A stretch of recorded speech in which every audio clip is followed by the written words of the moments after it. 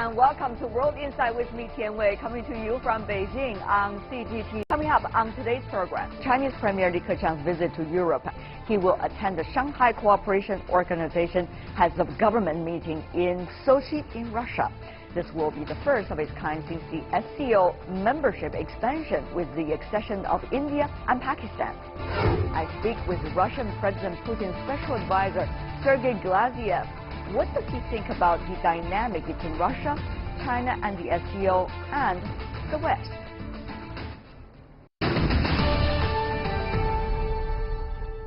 We begin our show today with the Chinese Premier Li Keqiang's visit to Europe. After his official visit to Hungary, he will attend the Shanghai Cooperation Organization Heads of Government meeting in the city of Sochi in Russia. This will be the first of its kind since the SCO membership expansion in June with the accession of India and Pakistan.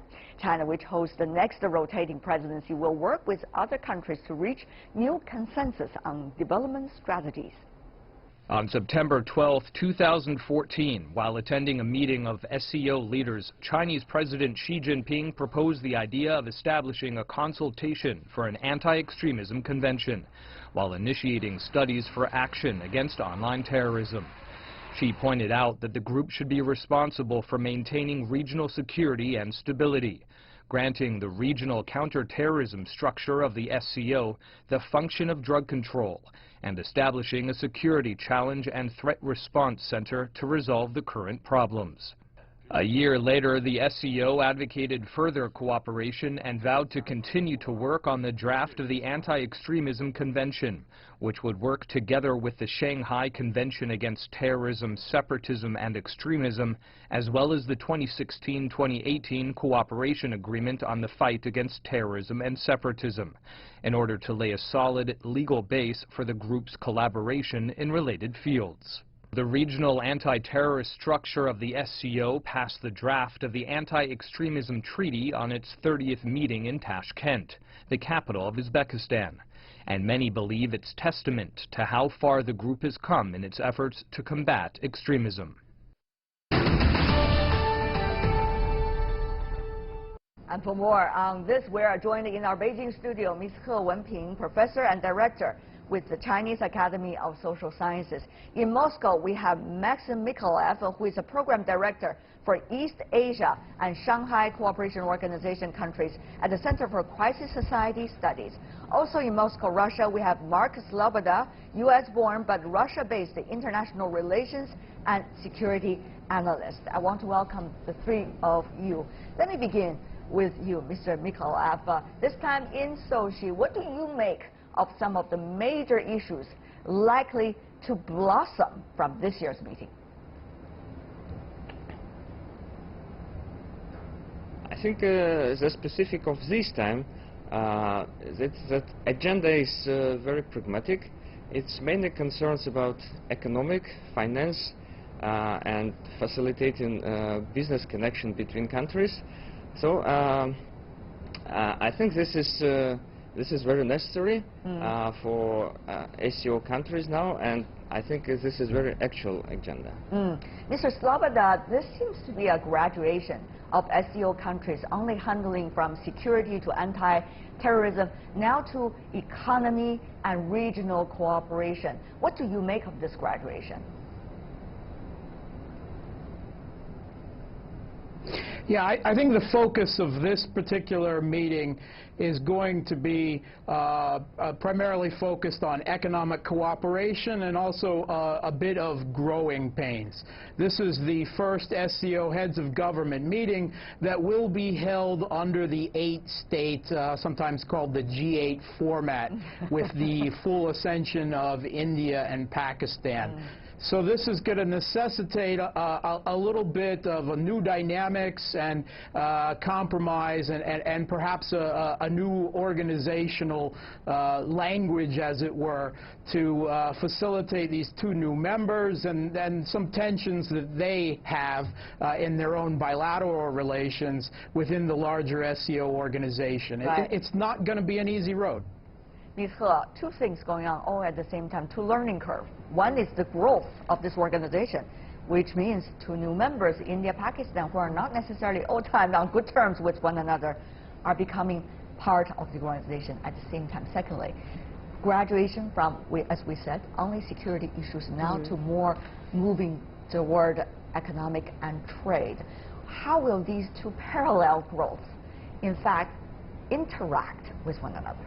Yeah, they were certainly intertwined with each other. Like my colleagues said, this is a glowing pain. Glowing pain needs a glowing approach to deal with them. For example, India, Pakistan, yeah, they have different point of view about their own relations. But within this group, they share the same concern, that is security, and also how to find, anti-terror. We know in Pakistan they're facing with this, Pakistan Taliban. They are there, so cause the security threat. And in India, same thing. They're also facing the security threat coming from the north. So I think both countries, they now joined together in the same group and then facing the outside, those security concerns. So that's the thing. Another thing is, I think this group now, as you said, graduated from like security concern, now moving to the economic issue. So how to trying to reach like a free trade zone together, like China also in, and also joined together with China with this One Belt, One Road. That's a new approach. So those both things, I think, can be intertwined and both push forward together. Well, a lot of challenges to me, at least it sounds like the agenda for this year. Mr. Mykolaiv, how does that work? I mean, India and Pakistan have very different views on many things. And when they joined, during this process of their joining the SCO, there were enormous amount of debate among countries as to which one should be in it and what their role should be. Mr. Mykolaiv, is this going to be a peaceful process, or this is likely to be more divided SCO in the future?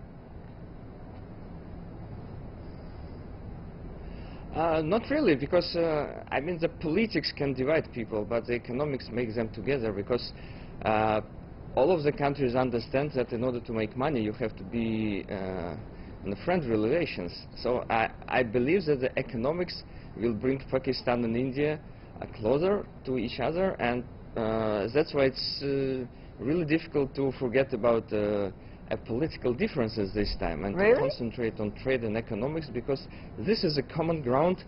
Yeah, this is a common ground not for India, Pakistan only, but for the whole of Eurasia, because the Eurasia should be united, and in this way we can compete with other economic players on the world stage. As you may know, Mr. Mykolaiv, and I believe that even the though the economics Eurasian is the key to friendly relations. Yeah, even though Eurasian regions, or as we say, Central Asia and different parts of the Asia should be united, but the reality is not like that. For example, even about Belt and Road Initiative, the OBOR, India and Pakistan have very different views and very different attitudes.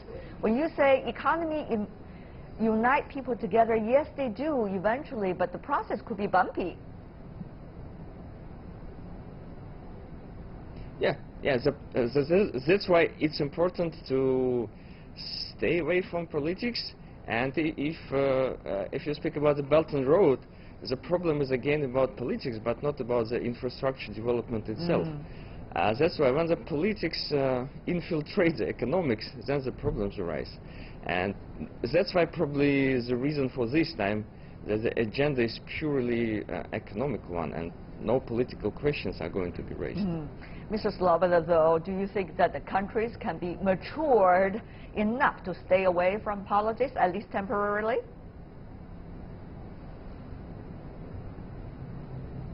Yeah, the SCO, there's a lot of assumptions to try to compare the SCO to the EU or to NATO or to the ASEAN, and it's really quite a different organization. One of the principal, the founding charter principles of the Shanghai Cooperation Organization is to observe and to secure the sovereignty of its members, you know, on domestic, but also, of course, foreign policy matters. And that's kind of really the opposite of the European Union, whereas the European Union's whole goal is actually to subsume the sovereignty of its nations. It really is kind of a nation deconstruction machine. So they're really quite different.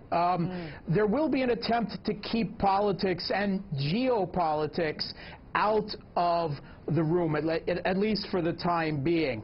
But the focus of the One Belt, One Road initiative, dovetailing onto the Eurasian Economic Union, is all on transportation and energy links, connectivity between these countries to draw them together.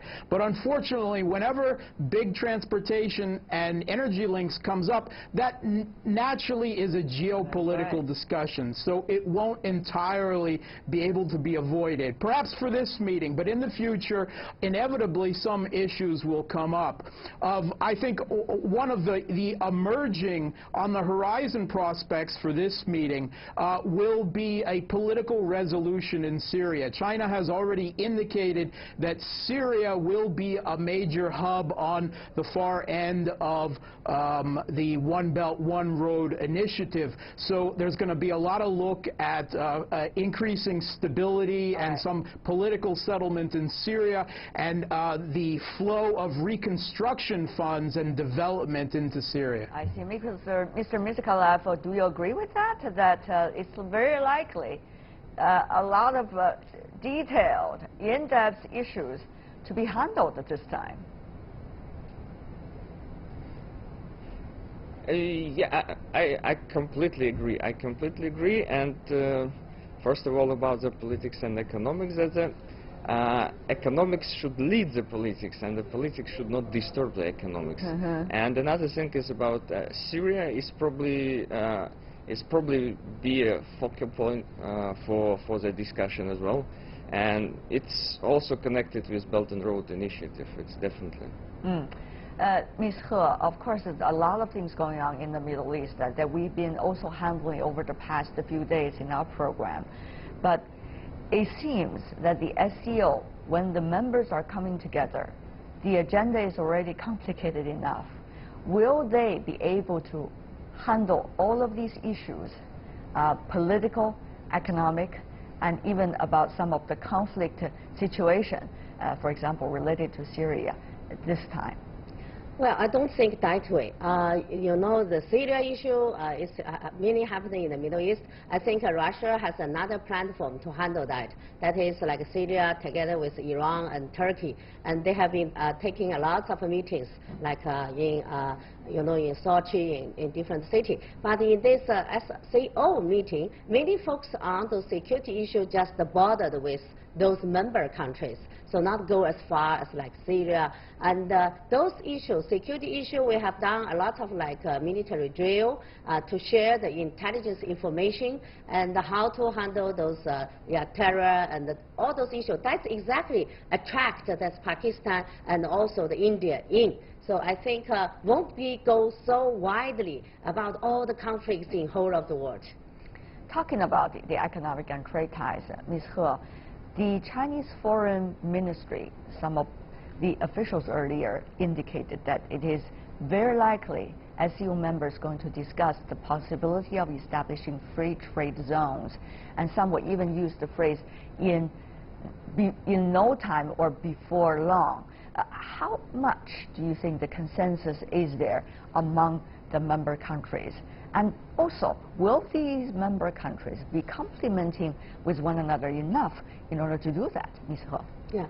Yes, like my colleagues mentioned, even though there are different opinions in political sense, but in the economic sense, all the member countries in this SCO, they want to improve the economic performance. They want to strengthen economic cooperation. So that's why this One Belt, One Road initiative put forward by the Chinese government now get a lot of active response from all those member countries. That's also why, from Chinese perspective, we really wish some kind of a free trade zone. This arrangement can be reached by not too long. I think those discussions certainly has been undertaken already. I think this is a consensus reached there, because nowadays the global trade issue now is in some kind of hindering a process. It's not like WTO cannot move forward in a very smooth way. So that's why some regional bloc, we need to, if the situation is matured, so we can go forward in advance. So that's why I think, yeah, certainly those regions, those countries, we need to bond together to move forward. Mr. Mykolaiv, what about the Eurasian Corridor? That certainly is another grand plan coming from Russia originally. How is that likely to further work with the Belt and Road Initiative? What are some of the specific questions and issues being worked on right now?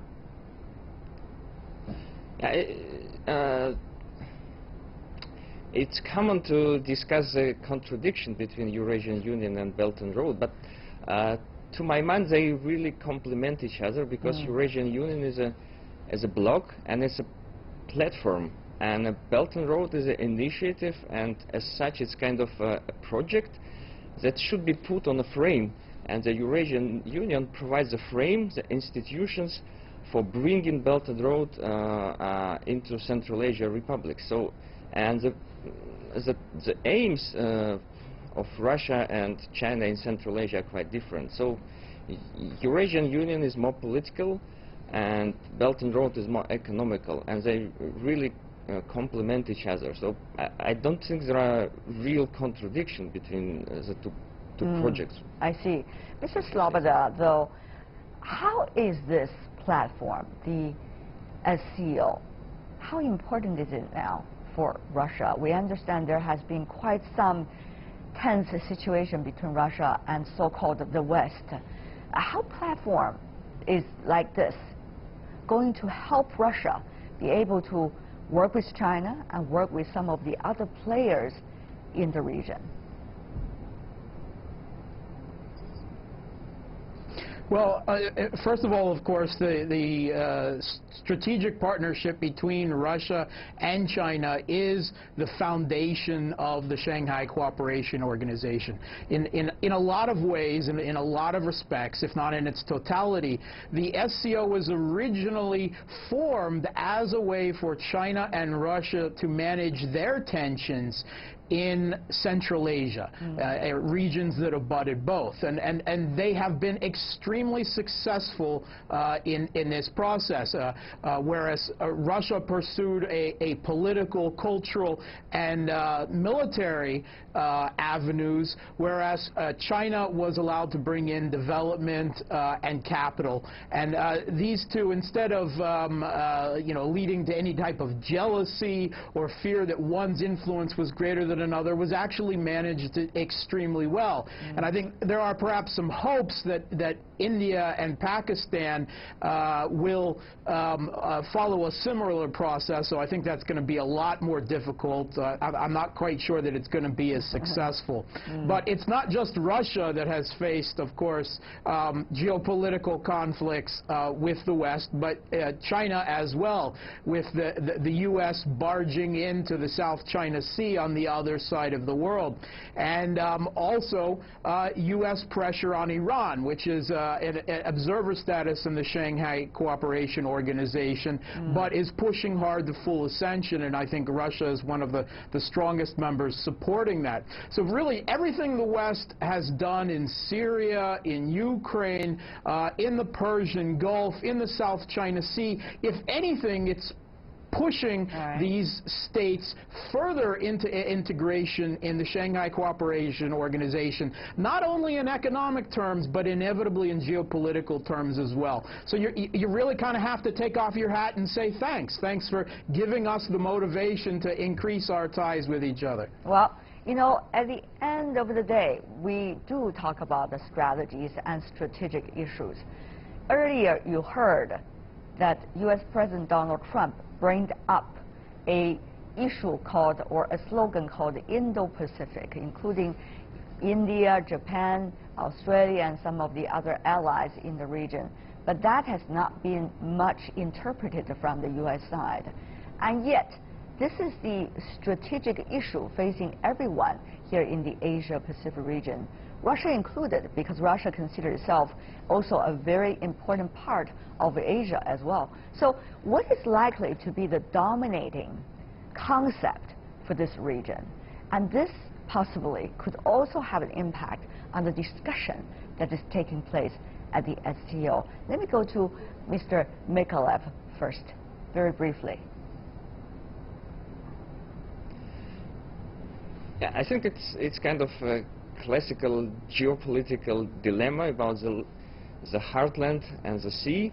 And if you speak about Indo-Pacific, it's a classical sea-land union. And on the opposite, if you say China, Central Asia, and Russia, and probably Iran, this is a heartland countries, and this is like centuries old conflict. And Shanghai Cooperation Organization is probably a good basis for the integration of the heartland countries. And I see. This probably will be a better concept for the new century anyway. Ms. He, briefly. Yeah, I think this is a new Century of heartland. Yeah, the new concept of this Indo-Pacific is just a saying right now. There's no further explanation about that. But it highlights that the United States, under this new Trump administration, now paid a great attention to the role of India. They want to regard India to serve as some kind of a checkpoint to balance their engagement with China, engagement like with the whole of the Asian Pacific region. So India has been never brought upon into this kind of outlook, but now they particularly drag it in. I think they have their purpose and also their consideration.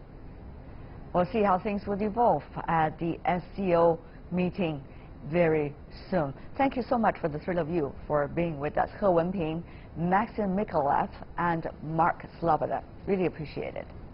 You're watching World Insight with me, Tian Wei. Still to come on our program, I speak with Russian President Putin's special advisor, Sergey Glazyev.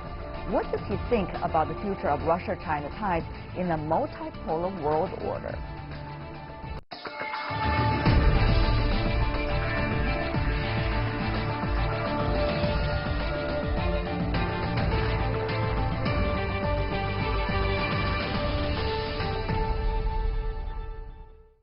Welcome back. You're still watching World Insight with me, Tian Wei, coming to you Monday to Friday on CGTN. Russian President Putin's special advisor, Sergey Glazyev, has a reputation of bluntly speaking his mind, especially when it comes to relations between Russia and the West. He resigned from the Yeltsin administration in his early years because of his opposition to the outright westernization, as he put it. But he has assisted President Putin since the year 2008. He believes that the Russian president and most Russians don't want to mess up their economy. But how to make the economy better, that is, of course, a big question. Recently, I sat down with him and asked him about his views toward Russia-U.S. ties and Russia's cooperation with China.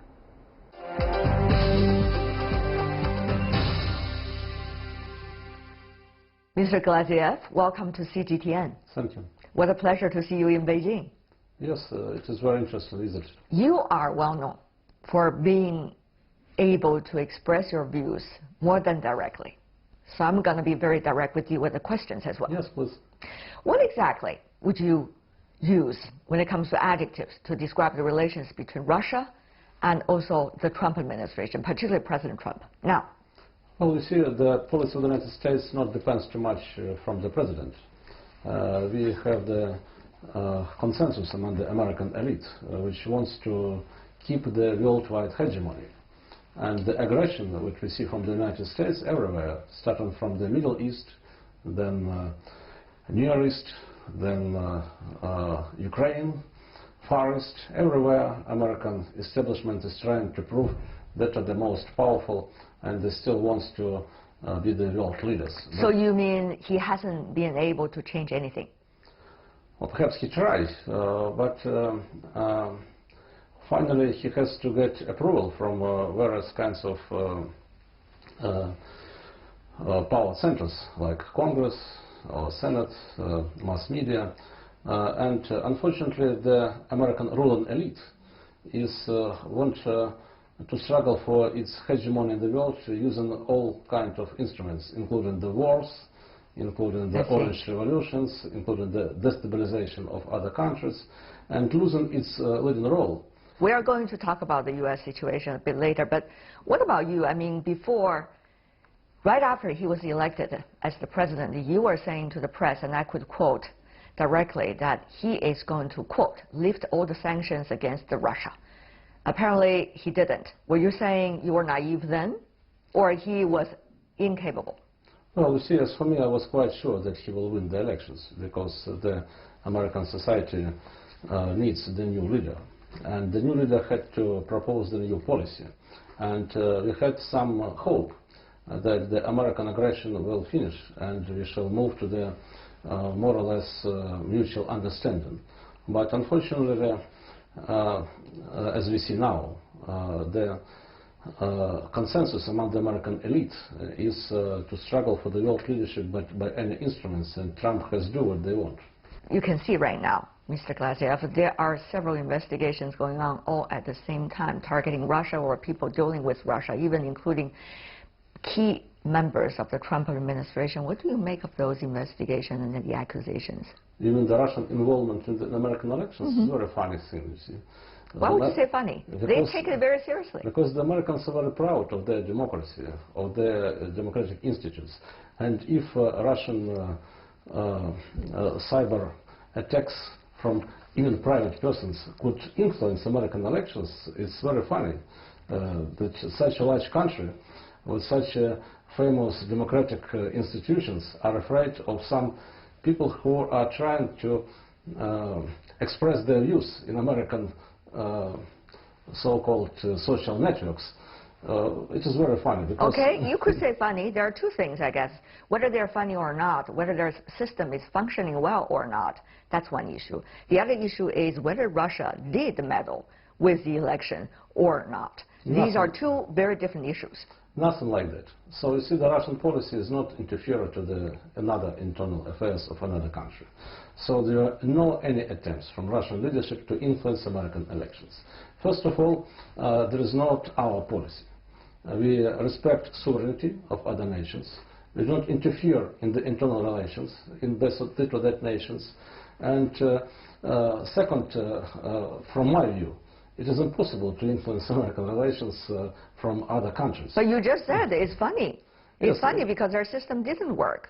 It's funny because they're saying that. This is all, everything is lie, what they're saying. Because the Democratic Party, which lose elections, wants to find somebody who is responsible for their loss. So you mean Russia is being taken as a scapegoat for the loss of certain candidates? Yes, they're trying to show that it is not their poor performance, but it's somebody else who is responsible for this election results. But it is really funny because it is not truth. And it is really funny because such important political leaders in the United States are saying that some Russian activists could influence the elections. What does it mean? It means that they do not trust the political system. But there are also accusations about what is going on inside Russia, according to some. For example, of the so-called rise of nationalism, or so-called reactionary ideology, meaning when the West is acting toward Russia, Russia reacted in its own way, particularly on the ideological front, to go more with nationalism and to go more with inner-looking rather than being an open country. What do you say, Mr. Glazyev? Well, we see it is nothing like that, because first of all, the political policy of the Russian President Putin is the openness. So a lot of times... In rhetorics. In actions too? In actions too.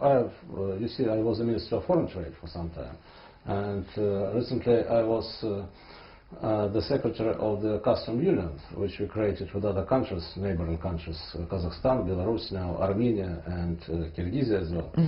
So we are always open. And President Putin said a lot of times that he wants to create the free economic zone for the mutual development from Lisbon to Vladivostok. So we were open to the European Union every time. And of course, so what about ideology? What about politics? Well, as for politics and ideology, you see, if you see the American aggression, those who organized criminal war situation in Ukraine are supported by the United States. What you will do? Of course, we don't understand such a policy. It is a clear aggression.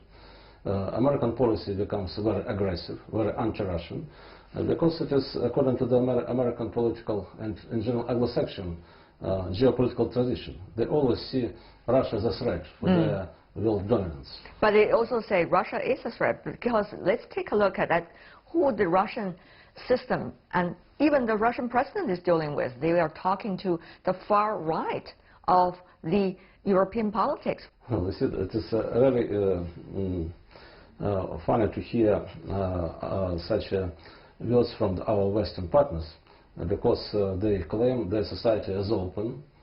Usually when American president comes to Russia, always he organizes meetings with the Russian opposition, anytime.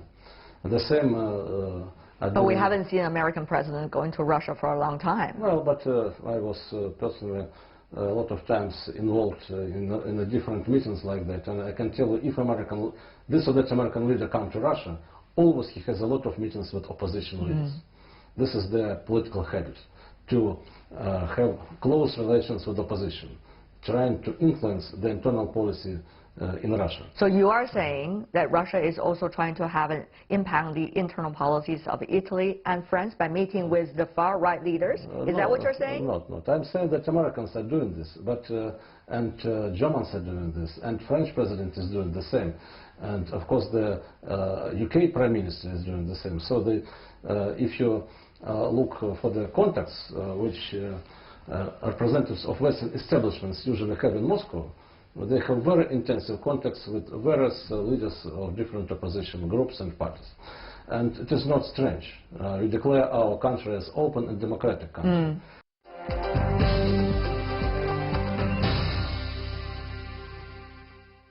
But it is not just the opposition party, they were saying. They're saying particularly the far right. If you look at Donald Trump, if you look at Le Pen in France, if you look at the Northern League, this is the far right of the country. Well, see, and many in Europe consider them as quote-unquote dangerous. You see, I couldn't agree with you. First of all, what do you mean by right? Not what I said, but right rather their accusations. If you look for French official presidents, what they were doing in Libya? Why they bombed Libya? Is it right policy or it is left policy? I think it is neo-fascist policy. What European leaders are doing in Ukraine, supporting the nationalistic coup in the Ukraine against the elected President Yanukovych. They support Nazis. How France and German leaders influenced in Ukraine supporting Nazis, which officially claim that they are sons of Hitler. Can you imagine this? So what Western leaders are doing in Ukraine now is the clear neo-fascist policy. Right. Neo-fascist anti-Russian policy. I see. Which is very similar which we had when Hitler occupation took place against the Soviet Union. So what is this? I mean, the relationship between the West, so-called, if we use the word West, and Russia. The nature of this relationship between Russia and the West, and what exactly it would mean for your country's future. You cannot have a country prosper on the basis that you are not dealing with the West, or you are dealing with the West when there are extreme amount of hatred and distrust. Well, again, the policy of our president is very clear. It is very open. He proposed cooperation, and the European Union is still our largest partner in trade, in economic cooperation, and European partners suffering from the anti-Russian sanctions as well as the Russian companies. We found that European countries are not independent. They have to follow the line, very tough line of American administration. And as for this policy, I can tell you that it is the long-term Anglo-Saxon anti-Russian tradition. I see. And the main reason why this anti-Russian rhetoric emerged again is that, again, I say that America is losing their leadership. I see. The world changed. We have now not only technological revolution, we have political revolution, institutional revolution in the world. The center of the world economy comes to Asia. In China, you create the new economic system, where you have a combination of central planning and market forces, of government influence and private entrepreneurship. You established the new type of economic system, which is much more efficient than the Western system. Now, and America losing leadership to China. But in order to prevent Chinese growth and to improve their own opportunities, they're trying to control Russia, because with the American geopolitical tradition, those who control Russia controls the world. Wow. This is their myth. Nobody could control Russia, Mr. Glazyev, as you know it very well. Having said that, though, next year is a very important year for Russia because you're going to have another presidential election. It's the election year.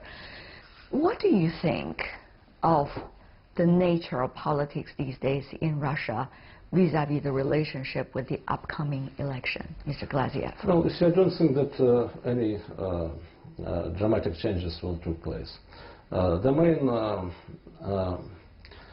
goal which we pursue is stability. We need stability for economic growth, we need stability for peace, for cooperation, and I can't agree with the opinion that some kind of nationalism rise in Russia. Nothing like that. The key idea of President Putin is Eurasian partnership, and he made a lot of efforts in order to create Eurasian Economic Union. And he proposed the large-scale Eurasian Economic Partnership, which is open for everybody. Together with Chairman Xi Jinping, they declared their cooperation between Eurasian Economic Union and One Belt, One Road initiative. So we want to live in the open world with mutually beneficial cooperation. We want to trust each other.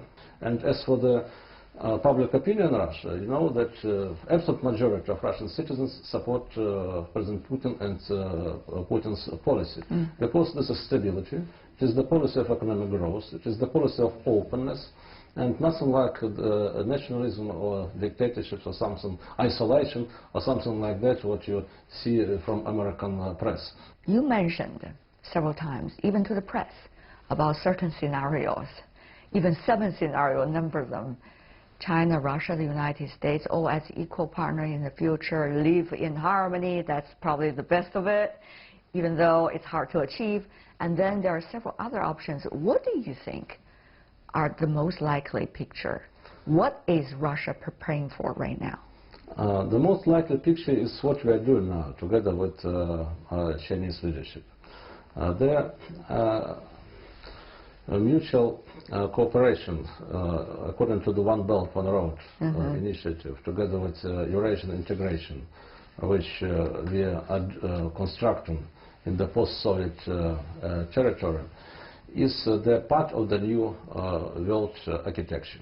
Mr. Glazyev, as an economic advisor to the president, are you concerned from time to time, given the current political circumstances, that Russia will be ever more isolated in the international community, at least by the West?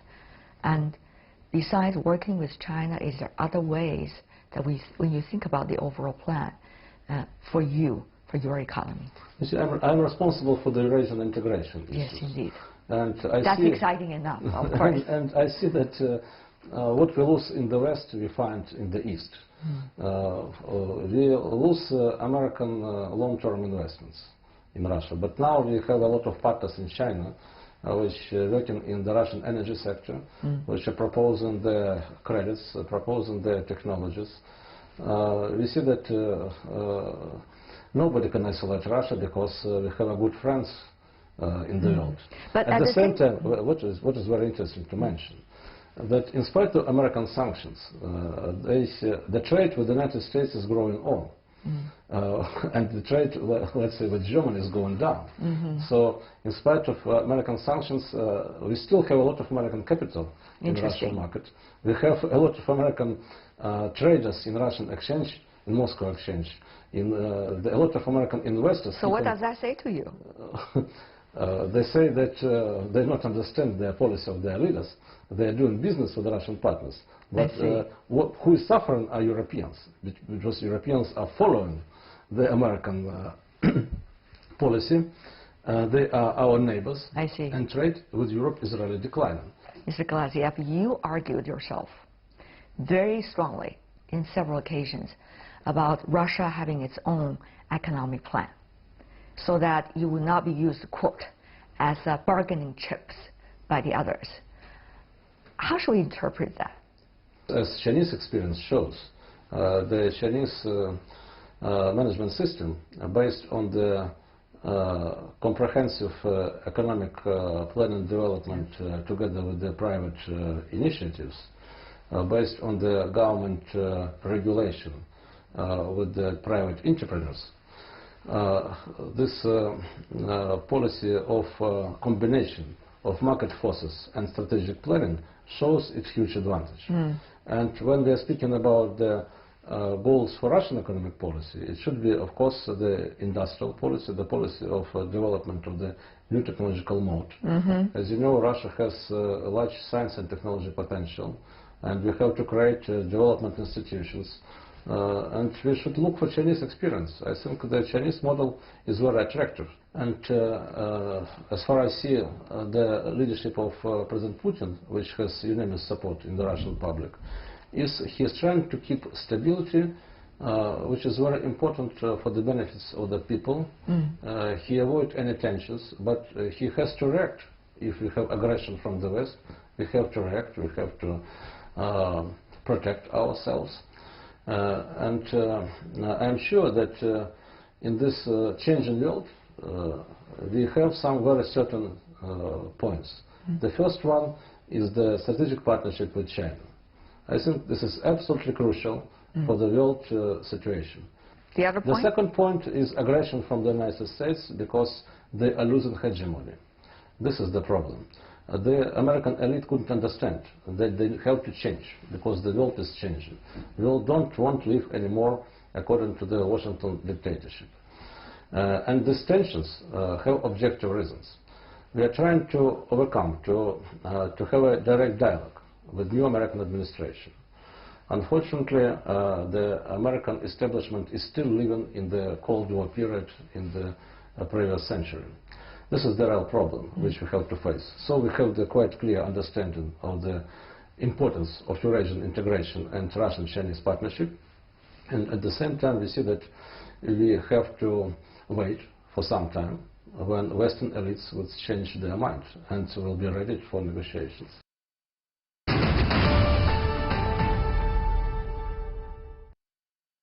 And that is all the time we have for today. If you'd like to see more, try to find us, World Insight CGTN, into your search engine, or check out our YouTube channel. You can also follow us on Twitter, Facebook, and Xin Weibo. From Yi Tianwei and everyone on the World Insight team, thanks for watching.